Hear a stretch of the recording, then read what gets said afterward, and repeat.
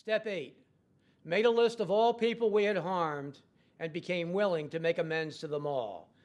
In this step, we put pen to paper for the second time and are asked to make a list of all the people that we caused any damage from our past behavior. There's something about putting it in writing that makes it more real. Many of us agree that when we look at the damage we had caused on paper, as opposed to just trying to think about it in our minds, it really takes on a new life and really hits us with the proper effect. So in step 8, we put together a list.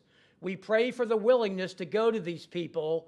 It's more of a preparation state, a pre-amend step, if you will, and it's characterized by putting this all down in writing, rehearsing amend situations with the help of the sponsor. What you might say, what kind of a response you might get also helps a lot.